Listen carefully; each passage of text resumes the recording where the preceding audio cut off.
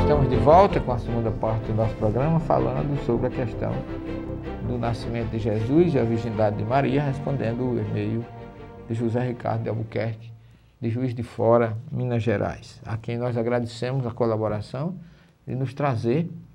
Essa dúvida deve ser dúvida de muitos dos nossos telespectadores, e eu gostaria de colocar, primeiramente, esta questão tem sido levantada por muitos estudiosos do cristianismo através dos tempos. Não é fácil para um pesquisador buscar pesquisas científicas e históricas para questões como estas, que envolvem o nascimento de Jesus e a virgindade perpétua de Maria. Isto no caso em que ele é cientista e cristão ao mesmo tempo, que aí envolve a ciência, envolve a fé, o dogma e muitos outros pontos importantíssimos. Como espiritualista, devemos buscar o significado mais profundo e coerente do texto.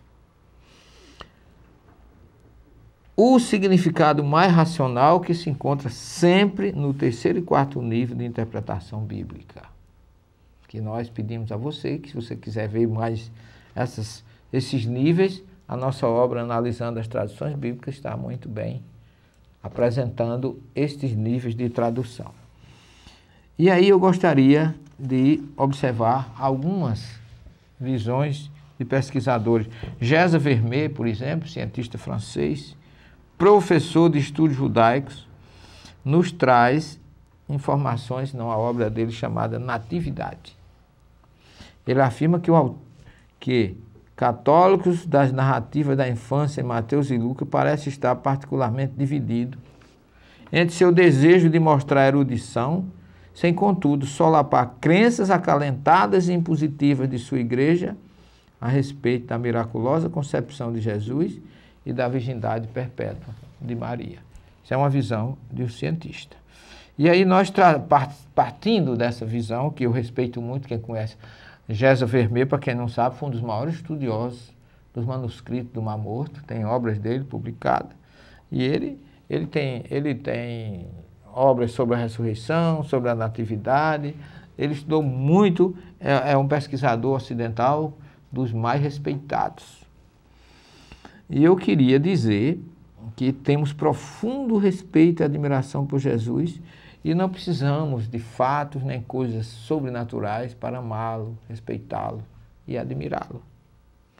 Em seus ensinamentos nos evangelhos, as suas parábolas, nos bastam para preencher e demonstrar quem foi Jesus, seu conhecimento, a sua fraternidade e o seu amor. Então,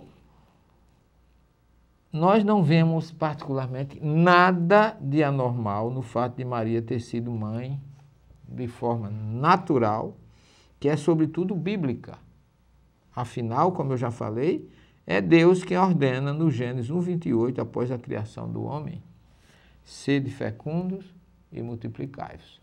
Portanto, para o judaísmo, o erro ou o pecado é não se casar, não ser pai, não ser mãe, como já vimos que muitas mães matriarcas sofreram porque eram estéreis e todas elas foram assistidas de uma forma, vamos dizer, até fora do normal para serem mães em idades avançadas. Mas isso aí seria outro caso.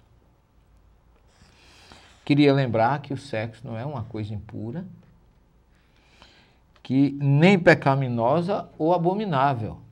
O sexo é neutro. Bom ou ruim é o uso que a gente faz dele. O bom uso ou o mau uso. Então, Maria, como a gente vê, foi mãe de outros filhos, como está citado em Marcos 3:32 e 6, versículo 3 em diante. Você pode verificar aí no seu evangelho, que inclusive os irmãos de Jesus são citados nominalmente. Simão, Tiago, Judas e José. E tinha no mínimo 2 irmãs, como está citado lá em Marcos. Isto, eu quero deixar bem claro, não diminui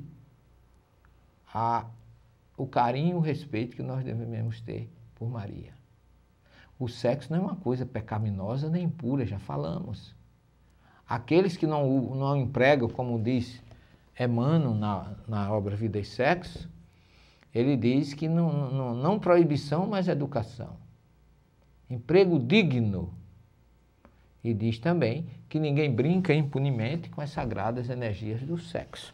Então, na verdade, é uma questão de visão, de respeito, de amor.